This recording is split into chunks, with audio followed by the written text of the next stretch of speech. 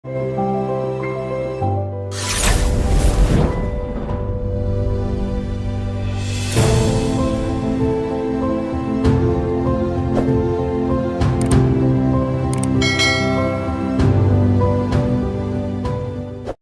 Wahyu selalu menyajikan tantangan tersendiri kepada para penafsir. Kitab ini dipenuhi dengan berbagai gambaran dan simbolisme yang kuat, sehingga menimbulkan berbagai penafsiran. Tergantung pada prakonsepsi seseorang terhadap isi kitab tersebut secara keseluruhan. Ada 4 pendekatan utama dalam menafsirkan kitab Wahyu.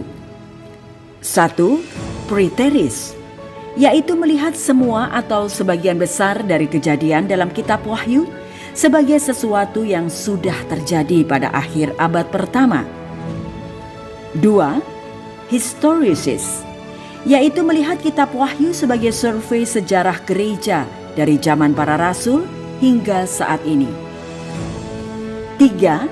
Idealis atau idealis, yaitu melihat kitab Wahyu sebagai gambaran atas pergumulan antara kebaikan dan kejahatan. Dan 4. Futurist, yaitu melihat kitab Wahyu sebagai nubuatan dari kejadian-kejadian di masa yang akan datang.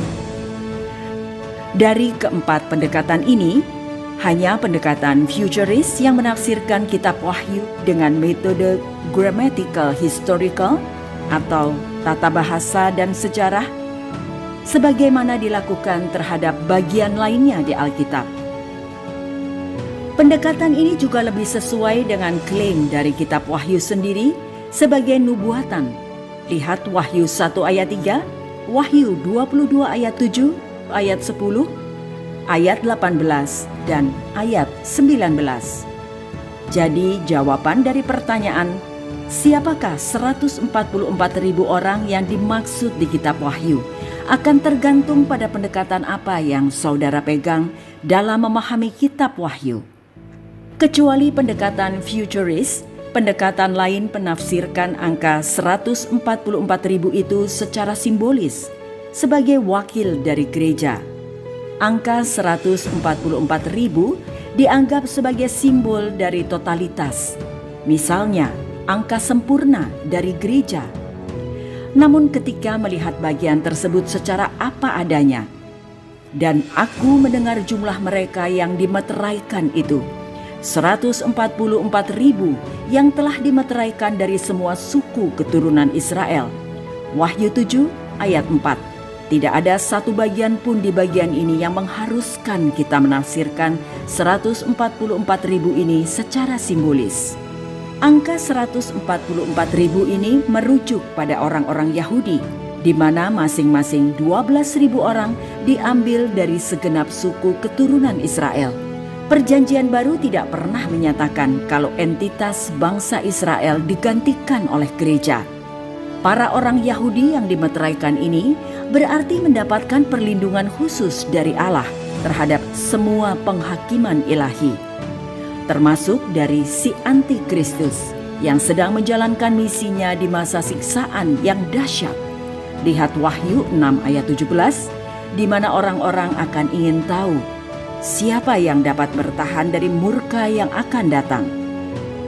Masa siksaan atau tribulasi itu adalah masa 7 tahun yang akan datang, di mana Allah akan melaksanakan penghakiman ilahi terhadap mereka yang menolaknya.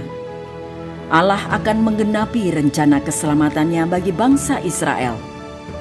Semua ini seturut dengan wahyu Allah kepada Nabi Daniel. Daniel 9 ayat 24 sampai 27. Ke-144.000 orang Yahudi itu semacam buah pertama, Wahyu 14 ayat 4 dari bangsa Israel yang ditebus, yang sebelumnya memang telah dinubuatkan. Zakaria 12 ayat 10, Roma 11 ayat 25 sampai 27. Misi mereka adalah menginjili seisi dunia ini setelah peristiwa pengangkatan gereja, the rapture. Mereka akan memberitakan Injil selama berlangsungnya masa siksaan. Sebagai hasil pelayanan mereka, jutaan orang akan beriman percaya kepada Kristus. Kemudian daripada itu aku melihat sesungguhnya suatu kumpulan besar orang banyak yang tidak dapat terhitung banyaknya, dari segala bangsa dan suku dan kaum dan bahasa, berdiri di hadapan takhta dan di hadapan Anak Domba, memakai jubah putih dan memegang daun-daun palem di tangan mereka. Wahyu 7 ayat 9. Banyaknya tafsiran mengenai 144.000 orang ini disebabkan oleh ajaran sesat dari saksi Yehuwa. Saksi Yehuwa menyatakan bahwa 144.000 orang itu adalah batas jumlah orang-orang yang akan memerintah bersama Kristus di surga dan menikmati kekekalan bersama dengan Kristus. 144.000 orang itu dianggap memiliki pengharapan surgawi. Sementara itu, mereka yang tidak termasuk dalam 144.000 orang ini hanya akan menikmati pengharapan duniawi, surga di atas bumi yang berada di bawah pemerintahan Kristus dan 144.000 orang itu.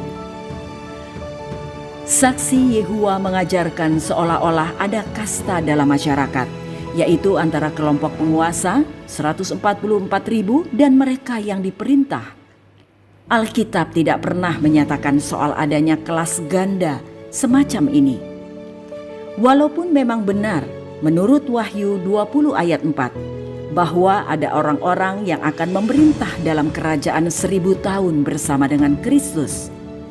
Orang-orang ini akan terdiri dari gereja, orang-orang yang beriman, percaya kepada Yesus Kristus, orang-orang suci perjanjian lama, yaitu orang-orang percaya yang mati sebelum kedatangan Kristus untuk yang pertama kalinya, dan orang-orang suci zaman masa tribulasi, yaitu mereka yang beriman percaya kepada Kristus selama masa tribulasi.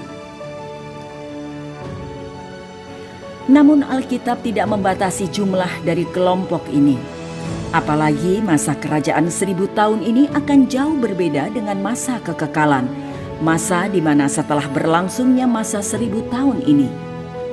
Di langit yang baru dan bumi yang baru, Allah akan berdiam bersama kita di Yerusalem baru.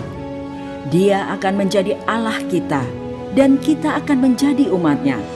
Wahyu 21 ayat 3. Warisan yang dijanjikan kepada kita di dalam Kristus dan yang dimeteraikan oleh Roh Kudus akan menjadi milik kita. Efesus 1 ayat 13 sampai 14. Kita akan menjadi pewaris bersama dengan Kristus. Roma 8 ayat 17.